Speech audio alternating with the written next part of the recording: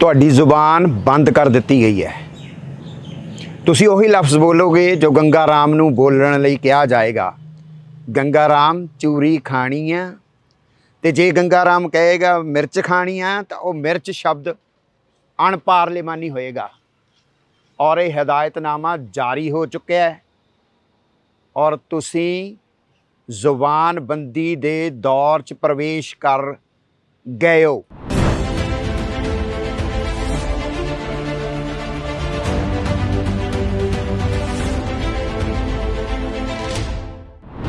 ਹਾਜ਼ਰਾਂ ਦੋਸਤੋ, ਮੈਂ ਦੇਸਰਾਜ ਕਾਲੀ, ਬਰਕਤਾਂ web TV ਦੇਖਦੇ ਹੋ ਤੁਸੀਂ। ਸੱਸਾ ਸਿਆਸਤ ਪ੍ਰੋਗਰਾਮ ਹੈ। ਮੈਂ ਭਵਿੱਖ 'ਚ ਦੇਖ ਰਿਹਾ ਕਿ ਸਾਡੇ ਬੱਚਿਆਂ ਦੇ ਸਿਲੇਬਸ 'ਚ, ਸਾਡੀ ਅਗਲੀ ਪੀੜ੍ਹੀ ਦੇ ਸਿਲੇਬਸ 'ਚ ਇੱਕ ਆਰਟੀਕਲ ਆਏਗਾ, ਲੇਖ ਆਏਗਾ ਕਿ ਭਾਰਤ ਇੱਕ ਲੋਕਤਾਂਤਰਿਕ ਦੇਸ਼ ਹੁੰਦਾ ਸੀ। ਉਸ ਦਾ ਇੱਕ ਸੰਵਿਧਾਨ ਵੀ ਸੀ, ਲਿਖਤੀ ਸੰਵਿਧਾਨ। ਔਰ ਉਹ ਸੰਵਿਧਾਨ ਭਾਰਤ ਦੇ ਲੋਕਾਂ ਨੂੰ ਬੋਲਣ ਦੀ, ਵਿਚਾਰ ਵਿਅਕਤ ਕਰਨ ਦੀ ਆਜ਼ਾਦੀ ਦਿੰਦਾ ਸੀ। ਭਾਰਤੀ ਸੰਵਿਧਾਨ ਦੇ ਵਿੱਚ ਦਰਜ ਚਿੰਨ੍ਹ, ਭਾਰਤ ਦਾ ਚਿੰਨ੍ਹ ਜਿਹੜਾ ਬਹੁਤ ਦੇ ਸ਼ਾਂਤੀ ਪ੍ਰਿਯ ਮੁਲਕ ਹੋਣ ਦੀ ਨਿਸ਼ਾਨਦੇਹੀ ਕਰਦਾ ਸੀ, ਉਹਦੇ ਸ਼ੇਰ ਕਦੇ ਸ਼ਾਂਤ ਹੁੰਦੇ ਸਨ। ਅਸ਼ੋਕਾ ਦੀ ਗ੍ਰੇਟ ਦੀ ਨਿਸ਼ਾਨਦੇਹੀ ਕਰਦੇ, ਬੌਧ ਦੇ ਵਿਚਾਰਾਂ ਦੀ ਨਿਸ਼ਾਨਦੇਹੀ ਕਰਦੇ। ਤੇ ਫਿਰ ਇੱਕ ਵਕਤ ਆਇਆ, ਭਾਰਤ ਦੇ ਸੰਵਿਧਾਨ ਵਿੱਚੋਂ ਸ਼ੇਰ ਖੂੰਖਾਰ ਹੋ ਕੇ ਉਭਰੇ। ਕੁਝ ਸ਼ਬਦ ਜੋ ਅਸਹਿਮਤੀ ਜਤਾਉਂਦੇ ਸਨ, ਜੋ ਤੁਹਾਡੇ ਕਿਰਦਾਰ ਦੀ ਨਿਸ਼ਾਨਦੇਹੀ ਕਰਦੇ ਸਨ, ਜੋ ਆਪੋਜੀਸ਼ਨ ਦੇ ਸਨ, ਉਹਨਾਂ ਸ਼ਬਦਾਂ ਦੇ ਉੱਤੇ ਕੈਂਚੀ ਚਲਾ ਦਿੱਤੀ ਗਈ। ਨਿਰਮਮ ਕੈਂਚੀ, ਸਰਕਾਰ ਦੀ ਕੈਂਚੀ। ਔਰ ਭਾਰਤ ਹੈ ਦੀ ਜਗ੍ਹਾ ਸੀ ਹੋ ਗਿਆ। ਬਿਲਕੁਲ ਦੋਸਤੋ, ਪਾਰਲੀਮੈਂਟਰੀ ਸੈਸ਼ਨ ਸ਼ੁਰੂ ਹੋਣ ਵਾਲਾ ਹੈ ਔਰ ਸੈਸ਼ਨ ਸ਼ੁਰੂ ਹੋਣ ਤੋਂ ਪਹਿਲਾਂ ਹਦਾਇਤਨਾਮਾ ਜਾਰੀ ਹੋ ਗਿਆ ਹੈ। ਕੁਝ ਸ਼ਬਦ ਜੋ ਪਾਰਲੀਮੈਂਟ 'ਚ ਨਹੀਂ ਬੋਲੇ ਜਾ ਸਕਣਗੇ, ਜੇ ਕੋਈ ਬੋਲੇਗਾ ਰਿਕਾਰਡ ਨਹੀਂ ਹੋਣਗੇ। ਉੱਥੇ ਬੋਲਣ ਵਾਲੇ ਕੌਣ ਨੇ? ਮੇਰਾ ਪਹਿਲਾ ਸਵਾਲ ਹੈ। ਉਹ ਨੁਮਾਇੰਦੇ ਜਿਨ੍ਹਾਂ ਨੂੰ ਤੁਸੀਂ ਚੁਣ ਕੇ ਭੇਜਿਆ, ਜਿਹੜੇ ਭਾਰਤੀਆਂ ਦੀ ਜ਼ੁਬਾਨ ਨੇ, ਜਿਹੜੇ ਭਾਰਤੀਆਂ ਦੀ ਜ਼ੁਬਾਨ ਦੀ ਤਰਜਮਾਨੀ ਕਰਦੇ ਨੇ, ਜਿਹੜੇ ਉਹਨਾਂ ਦੇ ਹਕੂਕਾਂ ਦੀ ਲੜਾਈ ਲੜਦੇ ਨੇ।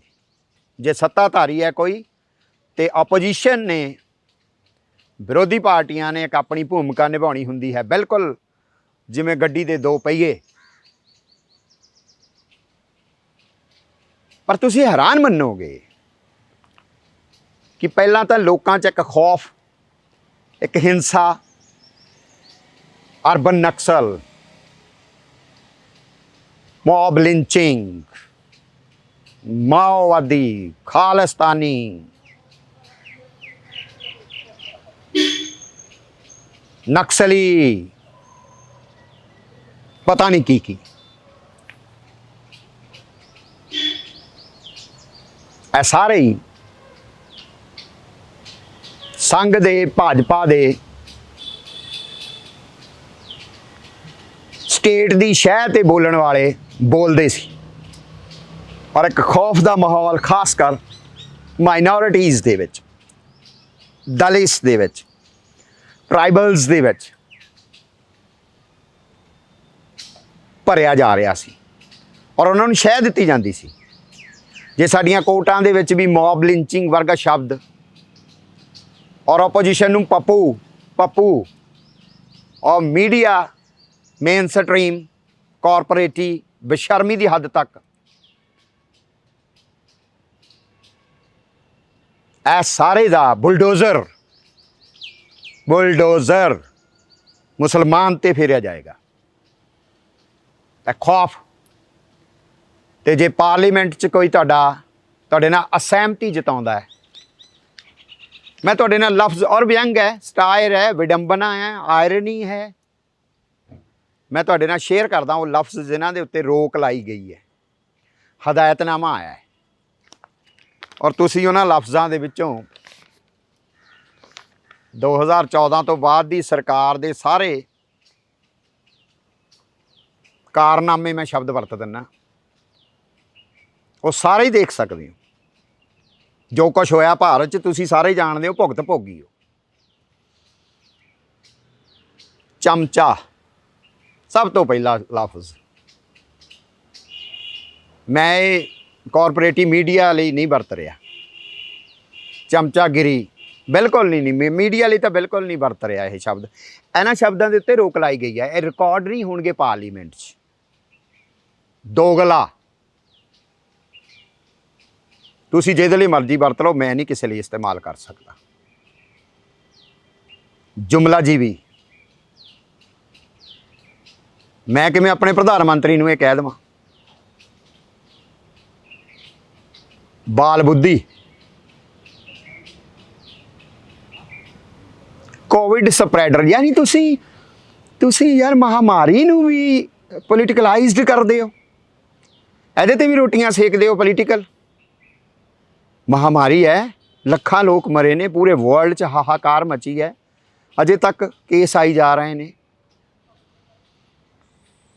ਤਾਨਾਸ਼ਾਹੀ 2014 ਤੋਂ ਬਾਅਦ ਬਿਲਕੁਲ ਇਹ ਸ਼ਬਦ ਨਹੀਂ ਇਸਤੇਮਾਲ ਕੀਤਾ ਜਾਣਾ ਚਾਹੀਦਾ। ਤਾਨਾਸ਼ਾਹੀ ਯਾਰ ਹੋਰ ਹੁੰਦੀ ਹੈ। ਕੁਝ ਚੀਜ਼ਾਂ ਅਨਸੈਡ ਅਨਸੰਗ ਹੁੰਦੀਆਂ ਨੇ, ਇਨਵਿਜ਼ੀਬਲ ਹੁੰਦੀਆਂ ਨੇ। ਸ਼ਬਦ ਬਿਲਕੁਲ ਐਗਜ਼ੈਕਟ ਹੈ। ਤੁਸੀਂ ਉਹਨਾਂ ਨੂੰ ਵਿਜ਼ੀਬਲ ਕਿਵੇਂ ਤਾਨਾਸ਼ਾਹੀ ਕਹਿ ਦੋਗੇ? ਇਹ ਕੁਝ ਚੀਜ਼ਾਂ ਇਨਵਿਜ਼ੀਬਲ ਹੁੰਦੀਆਂ, ਤੁਸੀਂ ਨਹੀਂ ਕਹਿ ਸਕਦੇ। ਔਰ ਫਿਰ ਕਿਸੇ ਨੂੰ ਤੁਸੀਂ, ਉਹ ਚਾਹੇ ਨੋਟਬੰਦੀ ਕਰਕੇ ਹੋਵੇ, ਚਾਹੇ GST ਕਰਕੇ ਹੋਵੇ, ਚਾਹੇ ਲੋਕਬੰਦੀ ਕਰਕੇ ਹੋਵੇ, ਚਾਹੇ ਬੇਰੁਜ਼ਗਾਰੀ ਦੀ ਦਰ ਕਰਕੇ ਹੋਵੇ, ਚਾਹੇ ਝੂਠ ਬੋਲਣ ਕਰਕੇ ਹੋਵੇ, ਵਿਨਾਸ਼ ਪੁਰਸ਼ ਤੁਸੀਂ ਕਿਸੇ ਨੂੰ ਨਹੀਂ ਕਹਿ ਸਕਦੇ।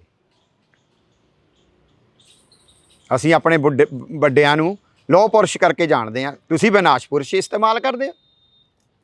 ਕਦਾਪੀ ਨਹੀਂ। ਅਨਾਰਕਿਸਟ ਵੀ ਨਹੀਂ ਕਹਿ ਸਕਦੇ, ਕਿਸੇ ਨੂੰ ਵੀ ਨਹੀਂ ਅਨਾਰਕਿਸਟ ਕਹਿ ਸਕਦੇ ਤੁਸੀਂ। ਜੇ ਉਹ ਅਰਾਜਕਤਾ ਫੈਲਾਵੇ ਤਾਂ ਵੀ ਨਹੀਂ ਕਹਿ ਸਕਦੇ ਤੁਸੀਂ। ਆਰਡਰ ਹੋ ਗਿਆ ਹੈ, ਰਿਕਾਰਡ ਨਹੀਂ ਹੋਣਾ, ਕਹਿ ਲਓ। ਸ਼ਕਨੀ ਤਾਂ ਬਿਲਕੁਲ ਨਹੀਂ ਕਹਿ ਸਕਦੇ ਕਿਸੇ ਨੂੰ। ਸ਼ਕਲ ਭਾਵੇਂ ਸ਼ਕਨੀ ਦੀ ਹੋਵੇ, ਗੂਫੀ ਪੇਂਟਲ ਵਿਚਾਰਾ ਐਵੇਂ ਬਦਨਾਮ ਹੋ ਗਿਆ। ਇੱਥੇ ਸ਼ਕਨੀ ਤਾਂ ਪੈਰ ਪੈਰ ਤੇ ਤੁਹਾਨੂੰ ਮਿਲ ਜਾਂਦੇ ਨੇ। ਬਹਿਰੀ ਸਰਕਾਰ, ਇਹ ਸ਼ਬਦ ਬਹੁਤ ਖਤਰਨਾਕ ਆ ਯਾਰ। ਤੁਹਾਨੂੰ ਉਹ ਨਹੀਂ ਸੁਣਦੇ, ਤੁਸੀਂ ਉਹਨਾਂ ਨੂੰ ਬਹਿਰੀ ਸਰਕਾਰ ਕਹਿੰਦੇ ਹੋ। ਯਾਰ ਉਹ ਨਹੀਂ ਸੁਣਨਾ ਚਾਹੁੰਦੇ, ਉਹਨਾਂ ਦੀ ਮਰਜ਼ੀ ਹੈ, ਉਹ ਸਰਕਾਰ ਹੈ, ਸੱਤਾ ਹੈ। ਤੁਸੀਂ ਅਸਹਿਮਤੀਆਂ ਜਤਾਉਂਦੇ ਹੋ, ਤੁਹਾਨੂੰ ਕਿਉਂ ਸੁਣਨਾ? ਤੁਸੀਂ ਨਹੀਂ ਬਹਿਰੀ ਸਰਕਾਰ ਕਹਿ ਸਕਦੇ। ਭ੍ਰਿਸ਼ਟ ਤਾਂ ਬਿਲਕੁਲ ਨਹੀਂ ਕਹਿਣਾ, ਸ਼ਬਦੀ ਦਾ ਇਸਤੇਮਾਲ ਨਹੀਂ ਕਰਨਾ ਤੁਸੀਂ। ਫਿਰ ਚਾਹੇ ਵਿਜੇ ਮਾਲਿਆ ਉੱਡ ਜਾਏ, ਚਾਹੇ ਕੋਈ ਉੱਡ ਜਾਏ ਪੈਸੇ ਲੈ ਕੇ, ਧੋਖੇਬਾਜ਼ ਸ਼ਬਦ ਨਹੀਂ ਇਸਤੇਮਾਲ ਕਰਨਾ। ਤੁਹਾਨੂੰ ਕਿਹਨੇ ਧੋਖਾ ਕੀਤਾ? ਵੱਡੀਆਂ ਬੈਂਕਾਂ ਨਾਲ ਹੋ ਗਿਆ, ਦੇਸ਼ ਨਾਲ ਹੋ ਗਿਆ, ਤੁਸੀਂ ਕੌਣ ਉਹਨੇ ਧੋਖੇਬਾਜ਼? ਡਰਾਮਾ ਨਹੀਂ ਕਹਿਣਾ। ਪਾਰਲੀਮੈਂਟ 'ਚ ਜੋ ਹੋ ਰਿਹਾ ਨਾ, ਇਹਨੂੰ ਡਰਾਮਾ ਬਿਲਕੁਲ ਨਾ ਕਹੋ। ਤੁਸੀਂ ਸਰਕਾਰਾਂ ਵਾਸਤੇ, ਲੋਕਾਂ ਵਾਸਤੇ ਸ਼ਬਦ ਵਰਤੇ ਹੋ ਅਯੋਗ।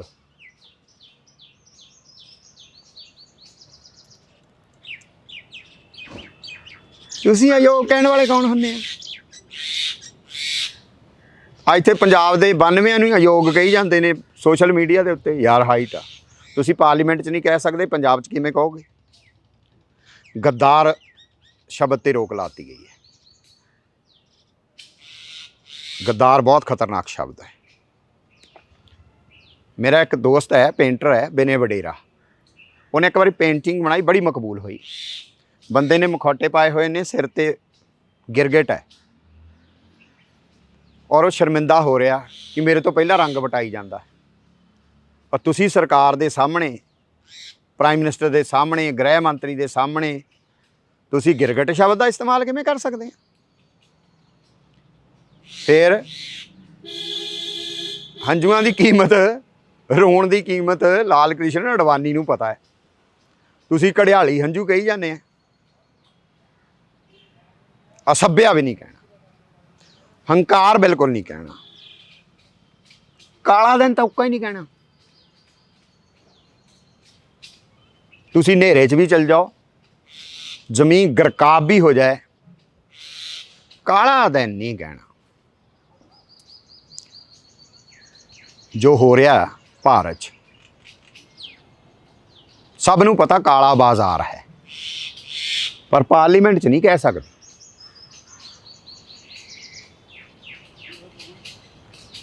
ਉਹ ਰਫਾਲ ਡੀਲ ਹੋਵੇ, ਉਹ ਹੋਰ 100 ਡੀਲਾਂ ਹੋਣ,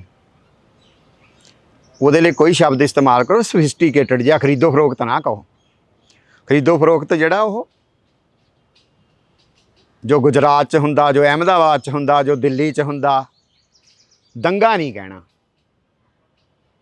ਉਹਨੂੰ ਕੇਲਾ ਕਹਿ ਲਓ, ਉਹਨੂੰ ਸੰਤਰਾ ਕਹਿ ਲਓ, ਉਹਨੂੰ ਗੁਲਾਬ ਕਹਿ ਲਓ, ਉਹਨੂੰ ਗਲਹਿਰੀ ਕਹਿ ਲਓ, ਉਹਨੂੰ ਤੋਤਾ ਕਹਿ ਲਓ, ਆ ਚਿੜੀਆਂ ਜਿਹੀਆਂ ਬੋਲਦੀਆਂ ਚਿੜੀਆਂ ਕਹਿ ਲਓ, ਦੰਗਾ ਨਹੀਂ ਕਹਿਣਾ। ਘੱਟ ਗਿਣਤੀ ਮਰ ਰਹੇ ਆ ਉੱਥੇ, ਅੱਗਾਂ ਲੱਗ ਰਹੀਆਂ, ਬਲਡੋਜ਼ਰ ਫਿਰ, ਦੰਗਾ ਨਹੀਂ ਕਹਿਣਾ। ਬੀਜੇਪੀ ਦੇ ਲੀਡਰ ਉੱਚੀ ਉੱਚੀ ਤਾਰਾਂ ਮਾਰ ਰਹੇ ਆ, ਗਾਲੀ ਗਲੌਚ, ਹਿੰਸਕ ਭਾਸ਼ਾ, ਡੈਥਸ ਹੋ ਰਹੀਆਂ ਨੇ, ਪੱਥਰਬਾਜੀ ਹੋ ਰਹੀ ਆ, ਦੰਗਾ ਨਹੀਂ ਕਹਿਣਾ। ਮੈਂ ਉਹੀ ਕਿਹਾ, ਤੁਸੀਂ ਗੁਲਾਬ ਕਹਿ ਲਓ, ਕਾਟੋ ਕਹਿ ਲਓ, ਫੁੱਲ ਕਹਿ ਲਓ, ਕੇਲੇ ਕਹਿ ਲਓ, ਸੰਤਰੇ ਕਹਿ ਲਓ, ਅੱਜ ਕੱਲ੍ਹ ਅੰਬ ਬਹੁਤ ਹੈ ਉਹ ਕਹਿ ਲਓ, ਦੁਸਹਿਰੀ ਕਹਿ ਲਓ, ਲੰਗੜਾ ਕਹਿ ਲਓ, ਦੰਗਾ ਨਹੀਂ ਕਹਿਣਾ। ਦਲਾਲ ਬਿਲਕੁਲ ਨਹੀਂ ਕਹਿਣਾ, ਕਿਸੇ ਨੂੰ ਵੀ ਦਲਾਲ ਨਹੀਂ ਕਹਿਣਾ। ਪੋਲੀਟੀਕਲ ਬੰਦੇ ਨੂੰ ਤਾਂ ਬਿਲਕੁਲ ਨਹੀਂ, ਸਰਕਾਰ ਵਿਚਲੇ ਬੰਦੇ ਨੂੰ ਤਾਂ ਬਿਲਕੁਲ ਨਹੀਂ ਕਹਿਣਾ ਯਾਰ। ਧੌਂਸ ਆ ਨਾ, ਤੁਸੀਂ ਕਹਿੰਦੇ ਧੌਂਸ ਜਤਾਉਂਦੇ ਆ ਇਹ। ਸਾਡਾ ਪ੍ਰਧਾਨ ਮੰਤਰੀ, ਸਾਡਾ ਗ੍ਰਹਿ ਮੰਤਰੀ ਧੌਂਸ ਕਿ ਇੱਥੇ 30-40 ਸਾਲ ਸਾਡਾ ਹੀ ਰਾਜ ਰਹੇਗਾ ਭਾਰਤ ਦੇ ਵਿੱਚ, ਬੀਜੇਪੀ ਦਾ। ਇਹ ਧੌਂਸ ਹੈ ਨਾ, ਦਾਦਾਗਿਰੀ ਨਹੀਂ ਕਹਿਣਾ ਇਹਨੂੰ, ਇਹ ਦਾਦਾਗਿਰੀ ਹੈ। ਤੁਸੀਂ ਕਹਿੰਦੇ ਹੋ ਨਾ, ਤੁਹਾਡੇ ਨੁਮਾਇੰਦੇ ਨਹੀਂ ਕਹਿ ਸਕਣਗੇ। ਜੇ ਨੁਮਾਇੰਦੇ ਨਹੀਂ ਕਹਿ ਸਕਣਗੇ, ਤੁਸੀਂ ਕਿੱਥੇ ਕਹਿ ਲਓਗੇ? ਦੋ ਤਿੰਨ ਸ਼ਬਦ ਹੋਰ ਨੇ, ਸ਼ਰਮ ਆਉਂਦੀ ਹੈ। ਬਚਕਾਨਾ ਹਰਕਤ ਤਾਂ ਬਿਲਕੁਲ ਹੀ ਨਹੀਂ ਕਹਿਣਾ। ਹਰਕਤ ਬਚਕਾਨਾ ਹੋ ਸਕਦੀ ਹੈ, ਸਰਕਾਰ ਕੋਲੋਂ ਵੀ ਹੋ ਸਕਦੀ ਹੈ, ਕਿਸੇ ਪੋਲੀਟੀਕਲ ਵੱਡੇ ਬੰਦੇ ਕੋਲੋਂ ਵੀ ਹੋ ਸਕਦੀ ਹੈ। ਜ਼ਰੂਰੀ ਥੋੜ੍ਹੀ ਉਹ ਕਾਂਗਰਸ ਜਾਂ ਬੀਜੇਪੀ ਦਾ ਹੀ ਹੋਵੇ, ਉਹ ਕੋਈ ਕਮਿਊਨਿਸਟ ਵੀ ਹੋ ਸਕਦਾ। ਬਚਕਾਨਾ ਹਰਕਤ ਵੀ ਨਹੀਂ ਕਹਿਣਾ ਤੁਸੀਂ। ਮਾਓਵਾਦੀ ਕਹਿ ਲਓ, ਸ਼ਹਿਰੀ ਨਕਸਲੀ ਕਹਿ ਲਓ, ਟੁਕੜੇ ਟੁਕੜੇ ਗੈਂਗ ਕਹਿ ਲਓ, ਕਹਿ ਲਓ। ਤੁਹਾਨੂੰ ਕਿਹਨੇ ਰੋਕਿਆ ਪਾਰਲੀਮੈਂਟ 'ਚ? ਕਹਿ ਲਓ, ਤੁਹਾਡਾ ਰਿਕਾਰਡ ਹੋਏਗਾ। ਸਿਰਫ ਆਹ ਸ਼ਬਦ ਜਿਹੜੇ ਤੁਹਾਡੀ ਅਸਹਿਮਤੀ ਵਰਗੇ ਆ ਯਾਰ, ਕੌਣ ਨਹੀਂ ਜਾਣਦਾ? ਮੈਂ ਇੱਥੇ ਤੁਹਾਡੇ ਨਾਲ ਗੱਲਾਂ ਕਰ ਰਿਹਾ, ਮੈਂ ਅਸੱਭਿਅਕ ਸ਼ਬਦ ਬੋਲ ਸਕਦਾ? ਮੇਰੇ ਤੇ ਇੱਕ ਸੋਸ਼ਲ ਇਨਵਿਜ਼ੀਬਲ ਰਿਸਟ੍ਰਿਕਸ਼ਨ ਹੈ, ਮੇਰੇ ਤੇ ਇੱਕ ਜ਼ਿੰਮੇਵਾਰੀ ਹੈ। ਮੈਂ ਪੱਤਰਕਾਰ ਹਾਂ, ਕਦਾਪੀ ਵੀ ਨਹੀਂ ਮੈਂ ਬੋਲ ਸਕਦਾ ਅਣਪਾਰਲੀਮਾਨੀ ਲੈਂਗੁਏਜ। ਮੈਂ ਤਿੱਖੀ ਬੋਲ ਸਕਦਾ, ਅਣਪਾਰਲੀਮਾਨੀ ਨਹੀਂ। ਜਿਹੜੇ ਲੱਖਾਂ ਲੋਕਾਂ ਨੇ ਚੁਣ ਕੇ ਭੇਜੇ ਹੋਏ ਨੇ ਸਾਡੇ ਪਾਰਲੀਮੈਂਟ 'ਚ, ਜਿਹੜੇ 70 ਸਾਲਾਂ ਤੋਂ ਜਾ ਰਹੇ ਨੇ ਯਾਰ, ਉਹਨਾਂ ਵਾਸਤੇ ਇਹ ਸ਼ਬਦ ਨਹੀਂ ਸੀ। ਹਦਾਇਤਨਾਮਾ ਖਾਵੰਦ ਤੇ ਹਦਾਇਤਨਾਮਾ ਜੋਰੋ, ਇਹ ਨਹੀਂ ਸੀ ਉਹਨਾਂ ਲਈ। ਉਹਨਾਂ ਨੂੰ ਨਹੀਂ ਸੀ ਪਤਾ ਸੱਭਿਅਕ ਕੀ ਹੁੰਦਾ, ਅਸੱਭਿਅਕ ਕੀ ਹੁੰਦਾ। ਪਹਿਲਾਂ ਵੀ ਕੱਟ ਦਿੱਤੀ ਜਾਂਦੀਆਂ ਸੀਗੀਆਂ ਲਾਈਨਾਂ, ਕੁਛ ਨਹੀਂ ਰਿਕਾਰਡ ਕੀਤਾ ਜਾਂਦਾ ਸੀਗਾ। ਮਾਨਯੋਗ ਸਪੀਕਰ ਸਾਹਿਬ ਕਹਿ ਦਿੰਦੇ ਸੀ ਇਹ ਰਿਕਾਰਡ ਨਾ ਕੀਤਾ ਜਾਵੇ, ਪਰ ਤੁਹਾਡੀ ਜ਼ੁਬਾਨਬੰਦੀ ਕੀਤੀ ਜਾਏਗੀ, ਤੁਹਾਡਾ ਬੁੱਲ ਸੀ ਦਿੱਤੇ ਜਾਣਗੇ। ਭਾਰਤ ਦੇ ਇਤਿਹਾਸ 'ਚ ਪਹਿਲੀ ਵਾਰੀ ਹੋ ਰਿਹਾ, ਔਰ ਇਹ ਗੈਰ ਸੰਵਿਧਾਨਿਕ ਹੋ ਰਿਹਾ, ਗੈਰ ਲੋਕਤਾਂਤਰਿਕ ਹੋ ਰਿਹਾ। ਤੁਸੀਂ ਹੁਣ ਬੋਲਣਾ ਜਾਂ ਨਹੀਂ ਬੋਲਣਾ ਇਹ ਤੁਹਾਡੀ ਮਰਜ਼ੀ ਹੈ। ਮੈਂ 2-3 ਵਾਰ ਬੇਨਤੀ ਕਰਦਾ ਹੁੰਦਾ ਯਾਰ, ਮੈਂ ਕਈ ਵਾਰ ਗੱਲਾਂ ਮੈਟਾਫੋਰੀਕਲੀ ਕਰਦਾ ਹਾਂ, ਮੈਂ ਪੱਤਰਕਾਰਾਂ ਵਾਂਗ ਨਹੀਂ ਬੋਲਦਾ। ਕੱਲ੍ਹ ਮੈਂ ਕਿਹਾ ਸੀਗਾ ਗਜ਼ਲਾਂ ਗਾਈ ਜਾਂਦੇ ਆ ਸਾਰੇ, ਡਜ਼ਨਟ ਮੀਨ ਮੈਂ ਗਜ਼ਲ ਦਾ ਵਿਰੋਧ 'ਚ ਹਾਂ। ਮੇਰੇ ਇੱਕ ਗਜ਼ਲ ਗੋ ਮਿੱਤਰ ਨੇ ਬੜਾ ਬੁਰਾ ਮਨਾਇਆ, ਉਹਦਾ ਮੇਰਾ ਦੋਸਤ ਹੈ ਉਹ। ਯਾਰ ਗਜ਼ਲਾਂ ਗਾਉਣਾ ਬਹੁਤ ਚੰਗੀ ਗੱਲ ਹੈ। ਮੋਰੇ ਬੰਦਾ ਪਿਆ ਹੋਵੇ, ਤੁਸੀਂ ਕੀਰਨੇ ਪਾਉਣ ਦੀ ਜਗ੍ਹਾ ਮਰਿਆ ਪਿਆ ਬੰਦਾ ਤੁਸੀਂ ਕੀਰਨੇ ਪਾਉਣ ਦੀ ਜਗ੍ਹਾ ਗਜ਼ਲਾਂ ਗਾ ਰਹੇ ਹੋ, ਸਾਡੀਆਂ ਸਰਕਾਰਾਂ ਇਹੀ ਕਰ ਰਹੀਆਂ ਨੇ। ਉਹ ਕਹਿੰਦੇ ਦੰਗੇ ਨੂੰ ਦੰਗਾ ਨਾ ਕਹੋ। ਸਾਡੇ ਬਾਬਿਆਂ ਨੇ, ਸਾਡੇ ਪੁਰਖਿਆਂ ਨੇ ਅਲਾਉਣੀਆਂ ਰੋਏ ਆ ਯਾਰ। ਉਹ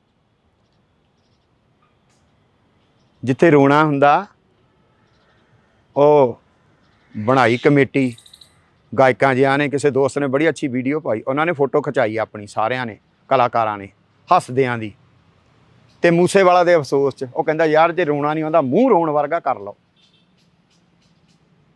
ਇਹ ਰੋਣ ਦੀ ਸਥਿਤੀ ਹੈ ਯਾਰ। ਮੇਰੇ ਬੱਚੇ ਇਹ ਰਿਕਾਰਡ ਕਰਦੇ ਨੇ, ਮੇਰੇ ਵਿਦਿਆਰਥੀ ਸਾਡੇ, ਇਹ ਕਹਿਣਗੇ ਸਰ ਫੋਟੋ ਖਿੱਚਣੀ ਹੈ ਅਸੀਂ ਉਹਦੇ 'ਤੇ ਲਾਉਣੀ ਹੈ। ਇਹ ਮੈਨੂੰ ਸਮਾਈਲੀ ਜਿਹੀ ਬਣਾ ਕੇ ਦੱਸਣਗੇ ਯਾਰ, ਮਾਈ ਗॉड। ਉਹ ਮੈਨੂੰ ਕਹਿੰਦੇ ਤੂੰ ਆਹ ਲਫ਼ਜ਼ ਨਹੀਂ ਬੋਲਣੇ, ਮੇਰੇ ਚਿਹਰੇ 'ਤੇ ਸਮਾਈਲ ਕਿੱਦਾਂ ਆ ਜਾਏਗੀ ਯਾਰ। ਮੈਂ ਅੰਦਰੋਂ ਭਰਿਆ ਹੁੰਨਾ, ਬਟ ਉਹ ਮੈਂ ਉਹਨਾਂ ਦੇ ਦਿਲ ਦੀ ਸਮਝਦਾ ਹੁੰਨਾ ਕਿ ਸਾਨੂੰ ਹੱਸਣਾ ਨਹੀਂ ਛੱਡਣਾ ਚਾਹੀਦਾ। ਪਰ ਹਾਲਾਤ ਇਹ ਹੈ ਕਿ ਹੱਸਣ ਨਹੀਂ ਦਿੰਦੇ ਦੋਸਤੋ। ਇਹਨਾਂ ਨੇ ਅਜੇ ਪਤਾ ਨਹੀਂ ਕੀ ਕਰਨਾ ਆ। ਜਿਹੜੇ ਲੇਖ ਦੀ ਮੈਂ ਤੁਹਾਨੂੰ ਗੱਲ ਕੀਤੀ ਹੈ ਨਾ, ਤੁਸੀਂ ਹੋਰ 3 ਸਾਲ ਦੇਖੋ, ਇਹ ਲੇਖ ਸਿਲੇਬਸ 'ਚ ਲੱਗ ਜਾਣਾ ਹੈ। ਕੱਲ੍ਹ ਨੂੰ ਕੋਈ ਹੋਰ ਗੱਲਾਂ ਨਾਲ ਮਿਲਾਂਗੇ ਦੋਸਤੋ। Thank you very much.